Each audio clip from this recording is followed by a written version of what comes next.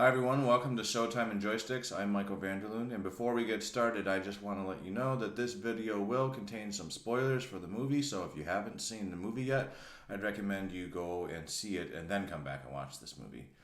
Alright, The Marvels was written and directed by Nia DaCosta, who directed the recent Candyman remake, which I didn't actually finish, but I saw some of it, and what I saw was pretty good, and I gotta say, she seemed pretty capable with this movie. This movie was a lot of fun. It's not perfect, but there's a lot of stuff going for it, and I'm excited to start breaking it down for you.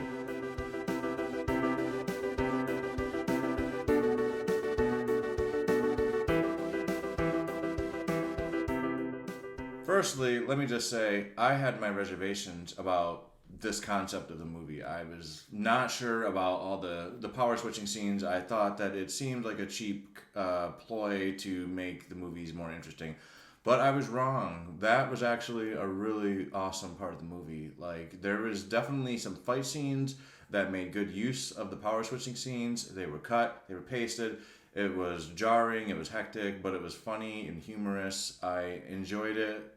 Those scenes alone makes the movie worth watching, and I definitely look forward to watching it again just so I can see those scenes. They were very cool. Samuel L. Jackson is back as Nick Fury, and surprisingly, he doesn't seem bored yet. I feel like he should be by now. He's been doing this character for a long time, but he certainly doesn't phone it in by any means. Brie Larson, there's a lot of people who make a lot of fuss about Brie Larson. She made some comments apparently that made some sexist pigs mad. So ever since then, every movie that she's in, they get review bombing really bad.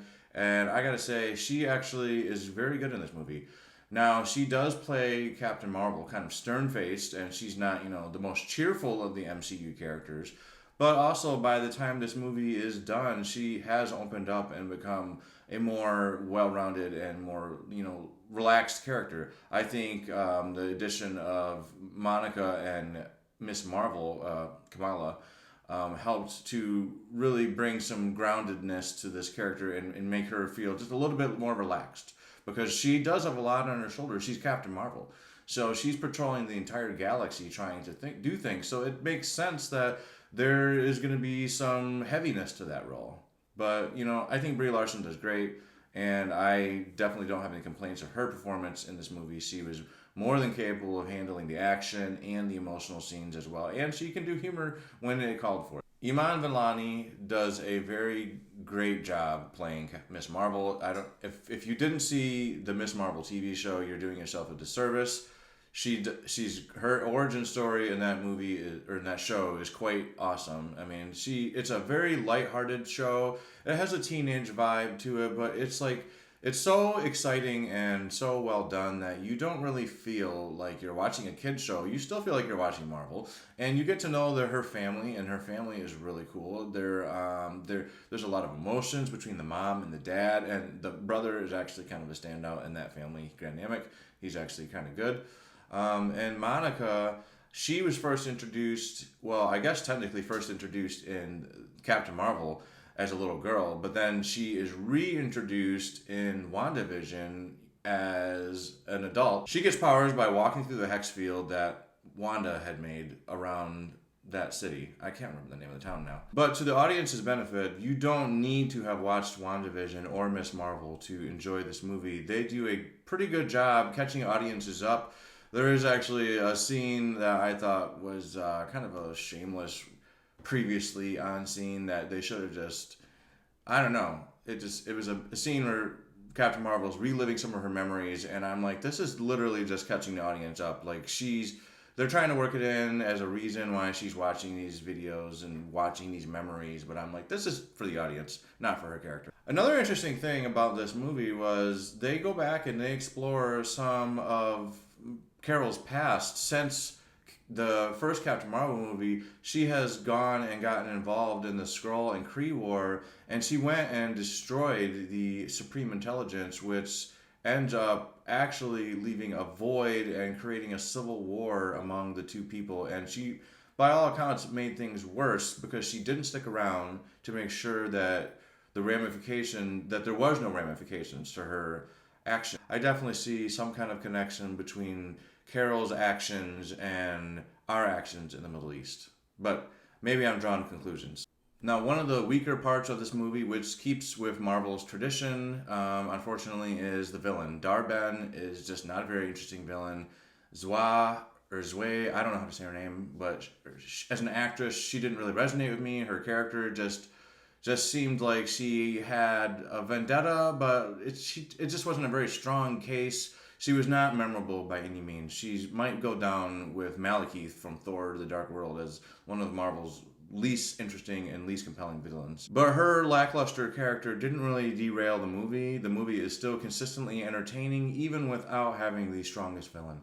I did have a couple of gripes towards the end of the movie. There's like a, so now we're getting into spoiler territory. I guess more spoiler territory. But there is like scene in the end where they're trying to evacuate the space station because a portal has opened or whatever, and the space station is in danger of being destroyed. And they didn't have enough escape pods to escape the space station, which is kind of confounding to me because, does Nick Fury not know about Titanic, and how that ship sunk and so many lives were lost because they didn't have enough lifeboats? You would think in 2023 or whatever time we're in now, I can't even keep track, but you would think that they would have enough life pods on this ship to evacuate, but they didn't, and so they had to end up leading into one of the most silly scenes of this movie, but also hilarious. And this was the scene with the cats, the Flurgans. And the Flurgans are swallowing everybody to get them out of the ship that's going down. See, Flurgans can apparently hold, 20 people, who knows, 30 people, but they didn't have enough escape pods, so they figured, let's have the Flurgans eat the people, and then we will take the Flurgans, the 30 Flurgans in this escape pod. And it was a hilarious scene, but it was also, I recognized that it was mostly pretty stupid, but it was funny watching the different people. They were not too on board with getting swallowed by these creatures. And I got to be honest, if that's what it took to get me off of that spaceship, I think I would probably just go down to the ship. I'm not getting eaten by no disgusting Flurgan with no tentacles. And what does it look like inside of a Flurgan? Is it crowded? Is it wet? Is it gross? I assume it's all of those. So, yeah, I think I would probably choose to just die with the ship. We need to talk about the big mid-credit scene. Beast from X-Men. And not just any Beast. We have Kelsey Grammer's Beast, which leaves me with so many questions. So now, is Monica in the X-Men universe from Fox? It seems like it, because why else would Kelsey Grammer be back to play that version of Beast? He is CG this time around from the looks of it, and I don't think Kelsey Grammer was actually wearing a costume, which is a little disappointing. I really hope that Beast isn't going to be completely CG going forward, but either way, this is really fascinating because now it seems like the Fox X-Men universe may have just merged with the MC universe. And I do know that next year we have Deadpool, and I believe a lot of Deadpool is going to be dealing with the merging of the two universes. And also, apparently, Deadpool is going to have the TVA. So maybe finally Loki is going to have some MCU stakes. Because it seems like, Wolverine and there's a few other people from the Fox universe that are going to be in Deadpool. So I think it's finally beginning. We're finally starting to get the X-Men, the mutants, in this MCU. So should you watch this movie? I think so. The bad feedback that people have been giving it, I believe, is overrated. It's overblown. Brie Larson is not that bad of an actress. She does fine in this movie. She does what the movie expects of her. Her character was written to be stern. She's a soldier. So quit accusing her of not being a good actress because she actually can act quite well. She has a great show on Apple TV where she plays a chemistry teacher. She did really well in Kong Skull Island. She did really well in that movie The Room, I think is what it's called. She's a great actress, and this movie was really fun.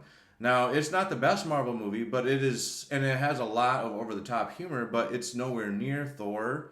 Thor, that was bad.